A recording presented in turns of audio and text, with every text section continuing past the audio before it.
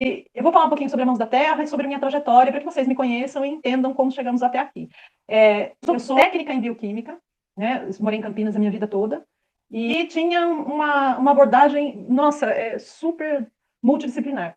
A gente estudava desde a parte de microbiologia, fisicoquímica, química orgânica, tinha a parte ambiental, mas era muito mais voltado para análises clínicas, enfim.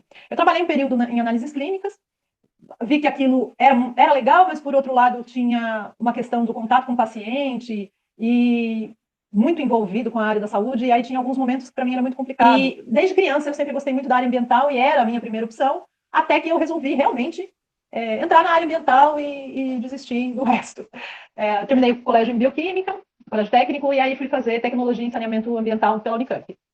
Aí fiz a graduação, me formei, a modalidade, lá a gente tinha a modalidade de controle ambiental e a modalidade de saneamento ambiental. Eu escolhi, obviamente, a modalidade de controle, né? Controle ambiental, porque saneamento é mais voltado para a estação de tratamento de efluente, esse tipo de coisa. E não era muito o que eu queria fazer. Então, fui para a questão ambiental em si. Nunca gostei muito da parte legislativa, que é uma parte mais chata, mas burocrática, né? Então, eu fui para a área mais prática mesmo. Fui para a carreira acadêmica, porque eu acreditava que eu ia conseguir contribuir mais ali.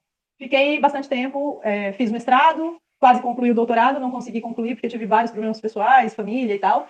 E também decidi, nesse meio do caminho aí do doutorado, que eu tinha outras demandas, que eram coisas, assim, eu tinha outras necessidades, porque eu já estava vivendo um conflito. Eu cheguei a gastar R$ 800 de combustível, eu dirigia 5 horas por dia, e aí era uma coisa muito complicada para mim. Eu falava uma coisa que eu não praticava, eu não conseguia ter a vida do jeito que eu queria. Eu tinha horta em espiral, eu tinha composteira, minhocário, eu tinha uma série de coisas e eu não conseguia aproveitar nada.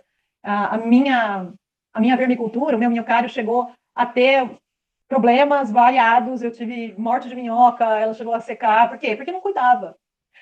Eu perdi muito alimento no pé, tomate que caía, pimentão, porque eu não conseguia cuidar das coisas que eu tinha e que eu realmente gostava. A minha história com as plantas começou ainda quando eu morava dentro de um apartamento em Campinas e já dava aula nessa época. E eu, desde criança, gostava de planta. Teve uma época que eu me afastei um pouco e, de repente, resolvi ter um pé de tomate, umas ervinhas e tal, por causa das crianças também. Eu tenho 2 filhos. E para eles era um aprendizado muito legal de algumas plantas e as coisas. E aquilo foi crescendo, aquela vontade de ter planta, orquídea e tal, aquilo foi crescendo. Matei muita coisa, mas fui aprendendo, né? A gente aprende com os erros.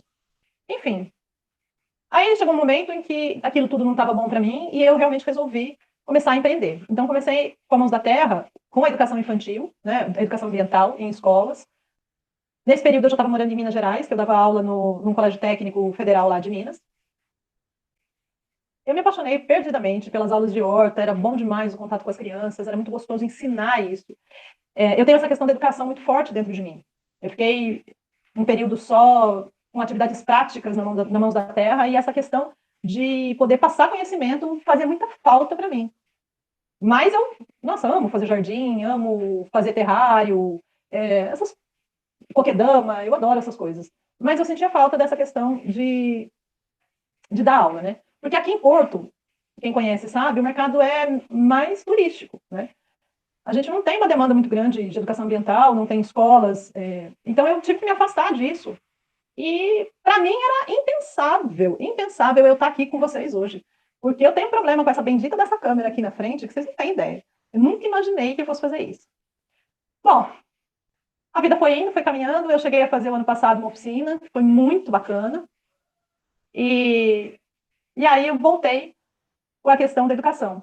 Eu estava pensando em fazer outras oficinas e veio a Covid e fechou todo mundo dentro de casa. E aí não teve jeito. Aí eu já estava com essa questão de voltar a fazer oficina, dar aula, já faço consultoria há algum tempo, mas aí é diferente, né? Porque a consultoria sou eu e o aluno. Então vira um bate-papo. É diferente de fazer uma live. Aí tem uma amiga que insistiu para eu fazer uma live, eu fiz, e a coisa foi caminhando nesse período. E estamos aqui agora, né?